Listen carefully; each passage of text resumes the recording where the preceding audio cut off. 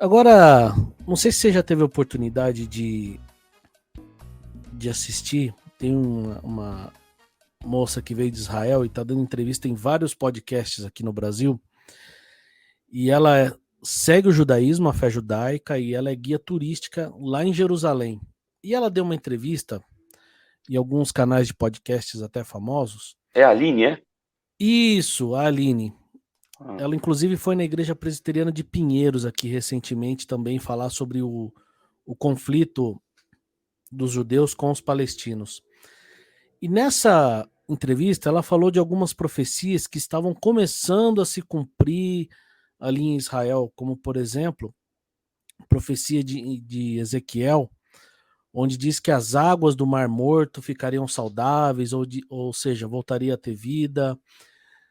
Outro exemplo que ela também mencionou foram os preparativos para construir um templo. Ela disse que não está construindo o templo, mas ela disse que há os preparativos, por exemplo, com os utensílios do templo, geração dos novilhos, né? E alguns interpretam isso como passagens proféticas, né? Como, por exemplo, construir um terceiro templo, que está, por exemplo, muito mais ligado a Ezequiel e a Daniel. Como possíveis indicações da construção de um terceiro templo no futuro, essas profecias, elas são verdadeiras e haverá um terceiro templo construído em Israel? Qual que é a importância dessas profecias que muitas vezes acontecem lá em Israel, num lugar, vamos dizer, de certa forma, longe de nós aqui, mas qual é a importância disso para os eventos escatológicos? bom, Daniel, primeiro, assim, falar que a minha posição com relação a isso, Uhum, ela pode ser divergente de alguns colegas, tá? uhum, Então ela é sim. muito particular também, tá? Mas eu entendo, né, e ao mesmo tempo dizer também que respeito muito as pessoas, não, os judeus de maneira geral, a Uhum, crença deles, uhum, ah, mas o povo de Israel, no geral, eu estou pegando no geral da coisa, uhum, eles nunca compreenderam de fato o que Deus queria.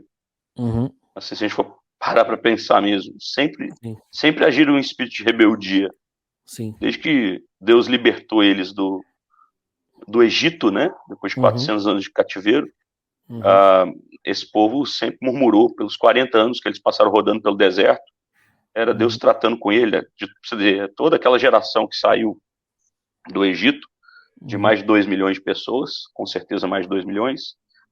uhum, Somente Josué e Caleb foram dos que saíram do Egito, que entraram na Terra Prometida.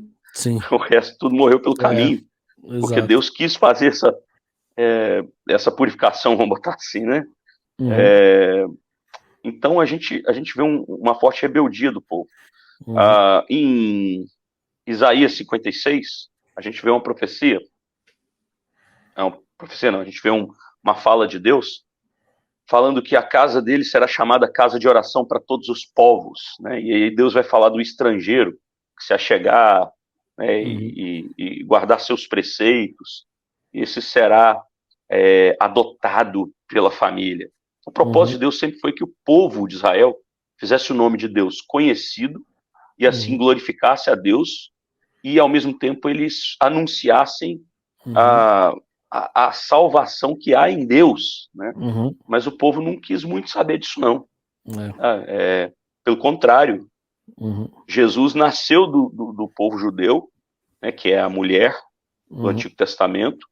Ah, ele veio para os que eram seus, né, e os seus não o receberam. Então Jesus ele foi morto por esse povo.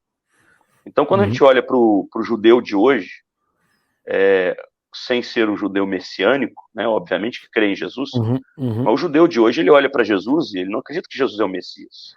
uhum, Né? Então não há uma crença que Jesus é o Salvador, que ele é o Redentor, que ele é o Messias. Essa uhum, crença não existe. Eles estão ainda aguardando o seu sim, Redentor vir, né? Sim. Então, muitas promessas e profecias do Antigo Testamento que têm apontamentos escatológicos, têm apontamentos para Cristo, porque toda a Escritura ela fala de Cristo, tá toda. Eu pego isso daqui, eu sempre deixo muito claro para todo mundo. Não tem nenhum texto bíblico que não fale de Jesus. Todos os textos, 100% da Escritura, fala de Jesus Cristo, nosso Senhor. Então, quando você pega um texto desse, uma profecia, e quer isolar ela de Cristo, porque é isso que o judeu hoje faz, ele não olha para Cristo, ele olha para a profecia em si. Né? Aí ele acha que ela vai se cumprir. Por exemplo, a questão do terceiro templo. Qual a necessidade da construção de um terceiro templo? Zero. Zero necessidade. Porque Jesus é tabernáculo de Deus com os homens. E a partir do momento que ele envia o seu Espírito para estar com a sua igreja, nós passamos a ser templo. Então nós somos o templo de Deus. O templo que ele falou lá, Jesus mesmo disse que destruiria e reconstruiria ao terceiro dia, era ele mesmo. Então, no ano 70, o templo de Jerusalém foi destruído, e sinceramente eu não creio que ele um dia vai ser reconstruído. Se for, não tem essa finalidade bíblica, escatológica, porque tudo está apontando, na verdade, para Cristo.